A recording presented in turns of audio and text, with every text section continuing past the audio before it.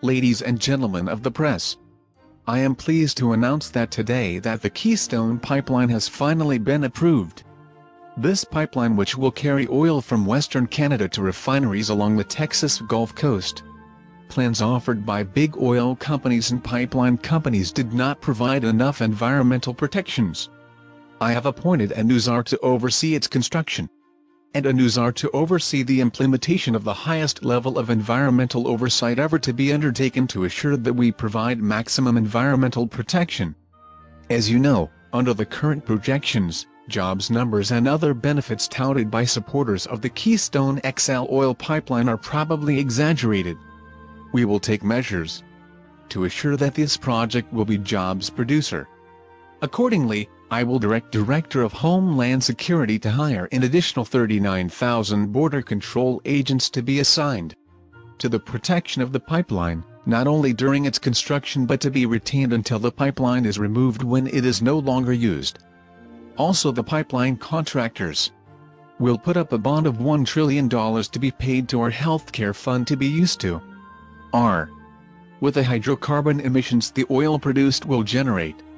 Also, the pipeline operator will be required to pay $150 per barrel transported to the EPA to cover costs associated due to the environmental impact of this project. During its construction, we will institute a comprehensive plan to assure environmental quality standards. There will be a zero tolerance of any noise disturbances outside the working envelope of the worksite.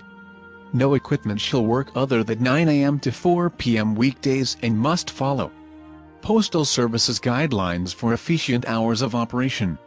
No dust disturbances will be allowed, and dust monitors shall be installed along the construction sites during construction. There shall be permanent rest areas established every 1,000 yards along the pipeline, the relief of monitors and construction workers. The rest areas shall have emergency fire equipment, eye wash stations, bath facilities and on-site sewage systems. All shall be serviced by my good friends at the Ben & Jerry Corporation. They have agreed to use all soda containers according to Mayor Bloomberg's newly proposed size standards. There will also be facilities in states like Colorado for workers who want to use medical marijuana and other prescription drugs, and gay bars stationed at every other mile marker. No one is more qualified to oversee these gay facilities than Janet Napolitano, who is the third Secretary of the Department of Homeland Security. She will personally manage these gay facilities. She has instituted a new, more strategic course to strengthen security in our gay bars, deploying additional personnel for their protection.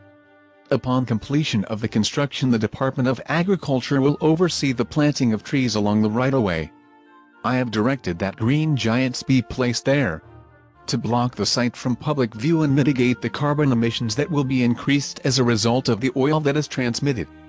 The green giants are to be planted in 3 stag rows on both sides of the right-of-way.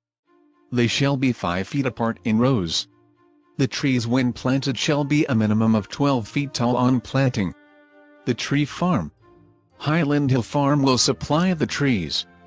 They are the largest producer of these trees in the county. They agreed to donate these trees after discussion with my personal representative, Dennis Rodman. He met with officials of Highland Hill. He explained that the donation of trees would mean we would not seize their lands for public housing projects by our wealth redistribution program that is tailored after my mentor, Robert Mugabe's land redistribution program in Africa. With these protections in place, work shall be permitted 1 year after a health impact review is complete. Its oversight will be by Governor Mario Cuomo. He has been directed to move forward at a pace like the speedy progress New York has made in determining the safety of fracking in New York State. L.